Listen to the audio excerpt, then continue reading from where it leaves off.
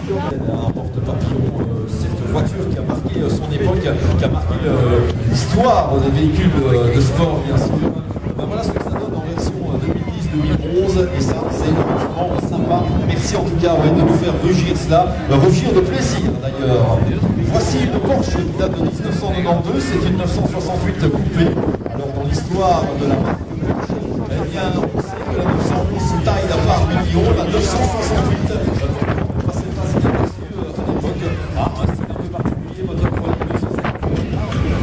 une puissance qui n'était pas nécessairement communiquée par Rolls-Royce à l'époque. Alors caractéristique, la conduite à droite obligatoire, bien évidemment. Je vois que monsieur a revêtu la tenue de circonstance, 8129 exemplaires pour la première génération de cette voiture entre 1980 et 1989.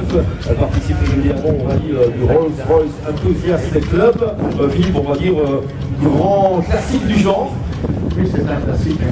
Bien évidemment, monsieur, merci bien. Merci de ce passage avec cette magnifique Rolls-Royce. Alors là, on va retrouver quelque chose d'un peu particulier. Dans cet état-là. Et 3 litres celle-ci. Ah, voilà. Ils sont nés avec un 2 litres.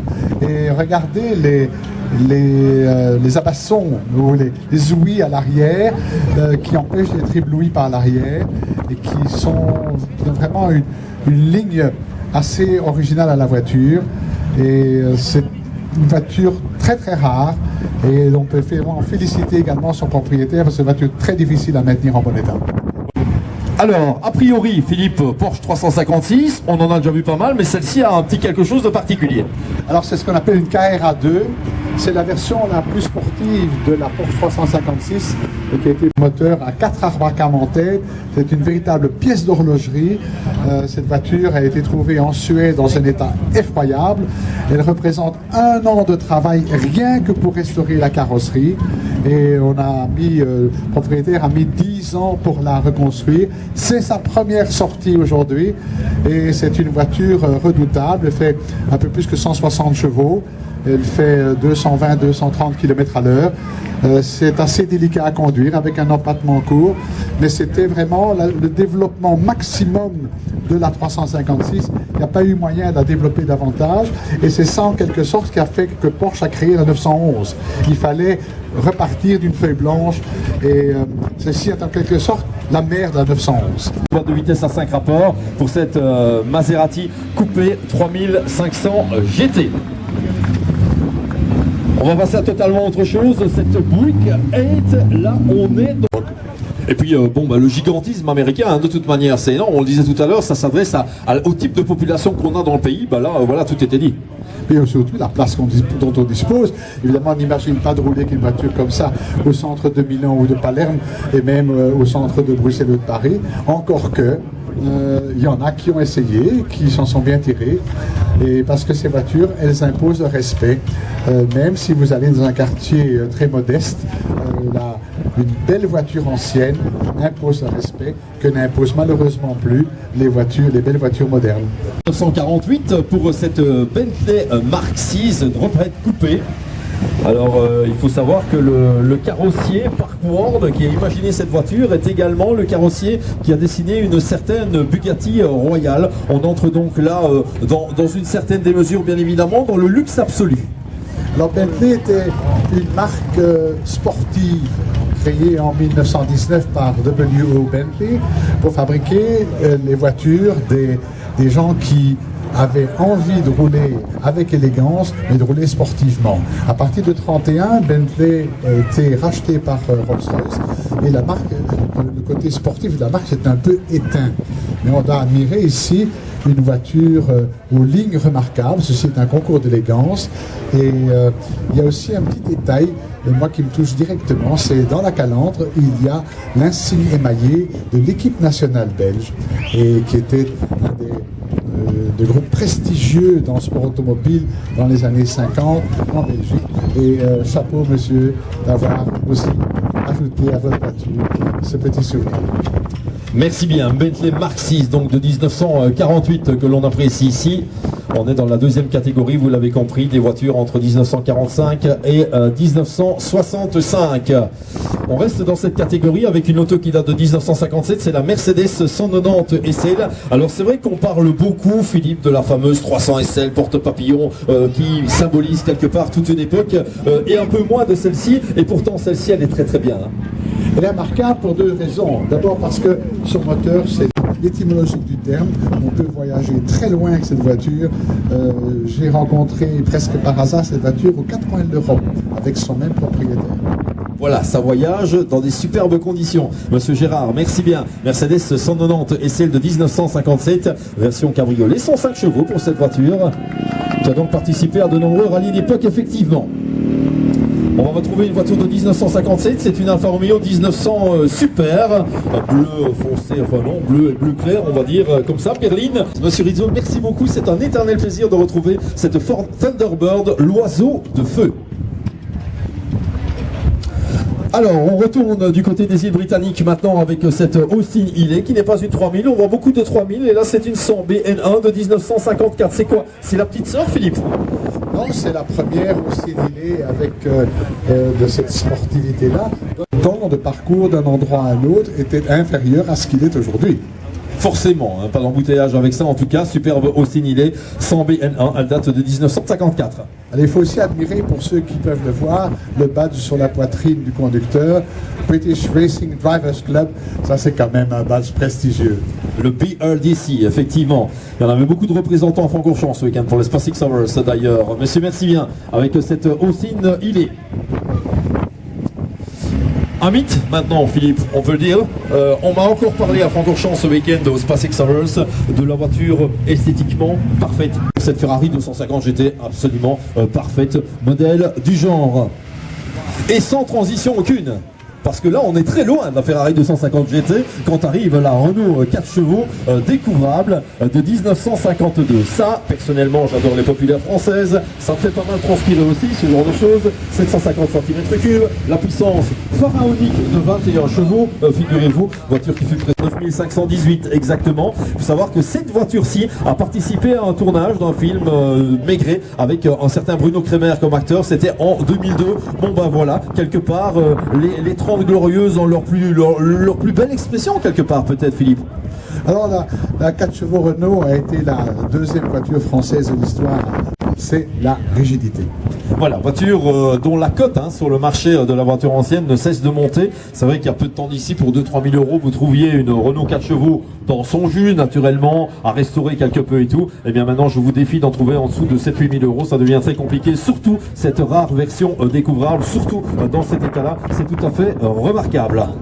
C'est un état parfait. Hein. Il faut admirer ceux qui se donnent la peine de restaurer des voitures populaires. Ça représente le même travail que de restaurer une voiture de sport ou une voiture grand tourisme, mais au bout du compte, on n'en a pas la même valeur. Mais c'est pas la valeur financière de la voiture qui compte pour un collectionneur. C'est l'émotion qu'elle lui donne, c'est le plaisir qu'il a de rouler avec, et c'est le plaisir qu'il a de partager avec tous ceux qui la regardent, le plaisir de la voir. Effectivement, voilà pour cette Renault 4 chevaux. Merci bien. Absolument parfaite. Et on continue avec une Riley maintenant, Riley Drophead RMD 1950. Voiture de 2443 cm3, une centaine de chevaux, 160. Merci pour cette Riley Drophead RMD de 1950. Alors, cette Rolls-Royce date de 1939 et là, mon cher Philippe, on arrive maintenant dans l'excellence automobile, dans les superlatifs de ce concours d'élégance de Waterloo. Alors ici, on a deux choses à admirer. D'une part, la voiture, sa ligne, etc. Mais surtout le fait qu'elle a été carrossée par un carrossier de Berlin extrêmement spécialisé, la maison Erdmann und Rossi. Et on a la chance extraordinaire, on n'en a jamais vu autant en même temps. Et donc, cette voiture est absolument remarquable. Je l'ai vue à l'état d'épave il y a une vingtaine d'années. Elle était au musée de Riga en Lettonie et elle est restaurée maintenant devant vos yeux. Vraiment, c'est un travail colossal. J'ose croire qu'il y a au moins 5000 heures de travail dans cette voiture. Pour arriver à ce résultat, un résultat impressionnant naturellement en termes de gigantisme naturellement, de qualité, de finition, de chrome. Oui, bah c'est une restauration parfaite, on va dire. Oui, c'est une restauration parfaite. Et je vais dire en allemand à son propriétaire, Herzlichen Glückwunsch, wir sind im Ponygat. Merci bien, monsieur, dame, pour cette très très belle auto. On va passer à une Maybach, là aussi, on reste dans ces voitures carrossées par Hermann et Rossi, et là aussi, je veux dire que c'est pas trop courant, ouvrez bien les yeux parce que vous n'en verrez pas nécessairement demain matin en face de votre boulangerie. Maybach est une marque rarissime, une marque allemande. Il faut savoir que Wilhelm Maybach travaillait avec Daimler tout au début de l'automobile, et puis c'est par unité des lignes. Il n'y a pas de ligne interrompue, il n'y a pas des petits traits de crayon rageurs d'un designer moderne, il y a un respect de la continuité des lignes.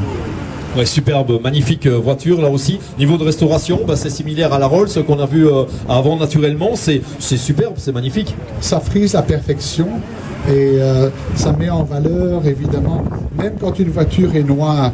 Les voitures noires sont plus facilement élégantes que les voitures de couleur plus claire, mais ici il n'y a aucune faute de goût. Aucune faute de goût, c'est le moins que l'on puisse dire. Merci bien, monsieur, dame, pour cette Maybach. C'est bien.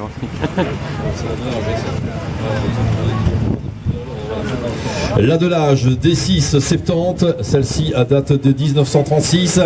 Là aussi, une certaine idée de l'esthétique automobile, mon cher Philippe. Alors évidemment, c'est une voiture absolument exceptionnelle. Elle répond à un cahier des charges très spécial.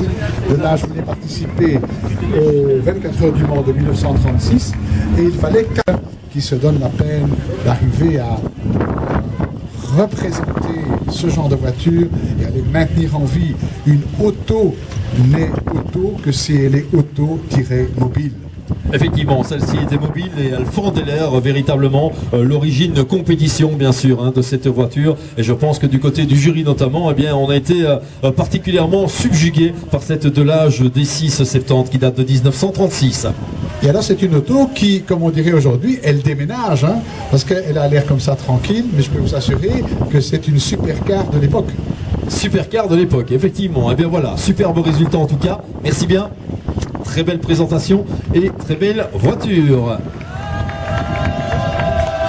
Alors on appelle pour Étienne Vanel, le propriétaire de la Lancia Stratos Stradale. Étienne, si vous voulez bien vous rendre à côté de votre voiture, ce serait nickel, naturellement. Alors on parlait, mon cher Philippe, de ces carrosseries Hermann und Rossi. Ben voilà, quelque part, c'est une certaine idée de l'histoire de Mercedes que l'on a ici avec ce best-seller de l'époque. Alors les voitures allemandes ont été très rapidement à intégrer la notion d'autoroute et de rouler longtemps à vitesse constante et élevée.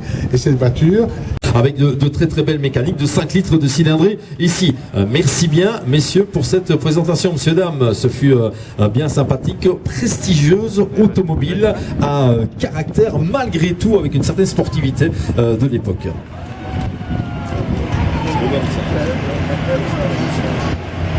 Avec l'immatriculation d'origine.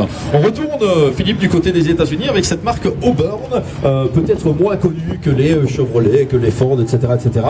Néanmoins, une marque qui a sorti des voitures de... Qui a aussi fabriqué des voitures traction avant, qui étaient très prestigieuses. Et la maison d'Itren, qui importe bien, comme vous savez tous, Volkswagen, Audi et Porsche en Belgique, est devenue en 1931 l'importateur de Studebaker, Auburn et Pierce Arrow. Et Auburn était en quelque sorte l'Audi américaine de l'époque. Oui, Audi américaine de l'époque, en tout cas, super bien. Là aussi, un pan de l'histoire américaine. Alors, ce qu'on a ici, eh bien, on reste dans les voitures américaines avec une marque qui a aussi marqué les esprits, c'est Studebaker. On en voit pas mal encore dans les compétitions avec ces voitures des années. Donc c'est une voiture standard. En fait, il existe quelques voitures comme ça à Berlin qui n'ont pas de banquette arrière, mais c'est vraiment la version du travailleur.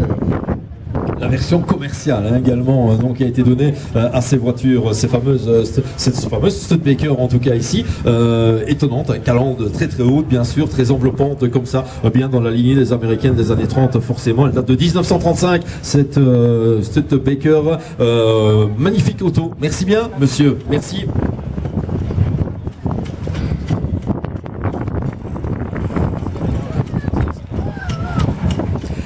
1935, on reste milieu des années 30 avec cette Packard Victoria, superbement restaurée. On est content qu'on ne l'a pas laissé en kaki, hein. On l'avait badigeonné en kaki. Heureusement, elle a retrouvé des teintes absolument superbes. Merci bien.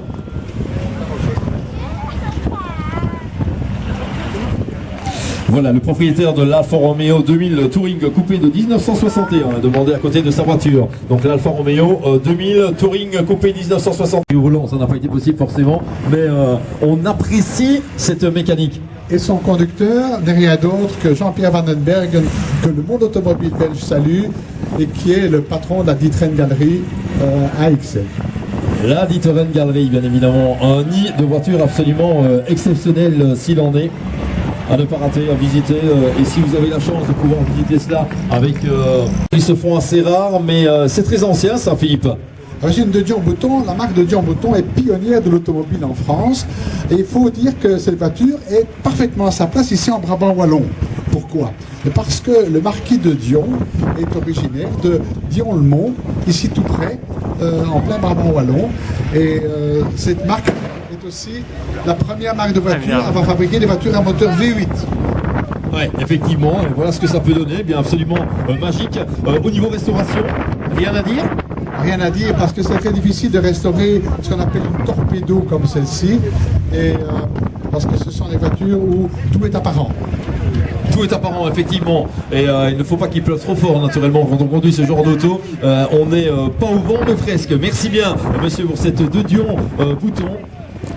Et puis on va passer à ça qui était un monstre, hein, véritablement, et c'est chouette de pouvoir vous présenter ce genre de mécanique absolument extraordinaire. Alors c'est une Imperia, sauf que on va peut-être devoir la pousser, une Minerva, pardon, on va devoir peut-être la pousser jusqu'ici apparemment. On a entendu un grand boom, on va se précipiter sous le capot.